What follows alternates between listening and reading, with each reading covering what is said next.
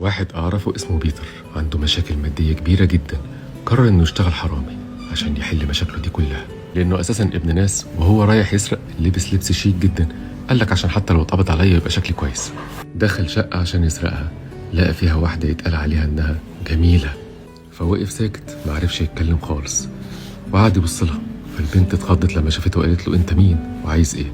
رد عليها وقال لها بصراحة أنا كنت جاي أسرق المكان وأمشي. البنت بصت له من فوق لتحت باستغراب وشافت شكله كويس وقالت له طيب هي دي لسه نيتك لغاية دلوقتي؟ قال لها بصراحة لأ.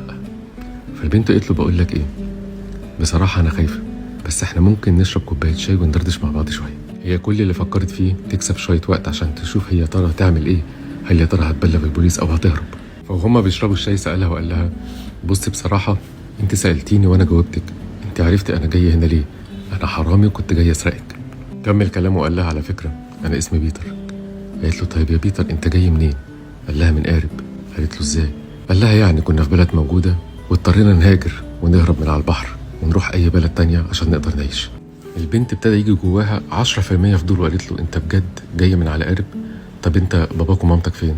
قال لها معرفش. قالت له إزاي؟ قال لهم هم كانوا موجودين. كملت كلامها وقالت له طب أنت بتعمل إيه دلوقتي؟ أنت ليه ما اشتغلتش بدل ما تسرق؟ قال لها بصراحة أنا حاسس إن أنا ضايع واستسهلت حاجة زي دي.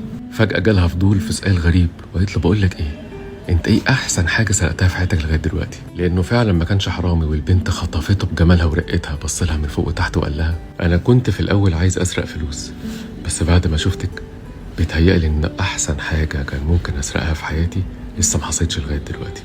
اللي انا حكيته لكم ده جزء من فيلم اسمه وينترز تيل. الفيلم جميل قوي ومش كله عاطفي ولا اي حاجه، لو حد حابب يتفرج عليه. اللي يعرف الفيلم يكتب لي رايه في الكومنتات، واللي لسه هيتفرج عليه برضه هستنى رايه في الكومنتات.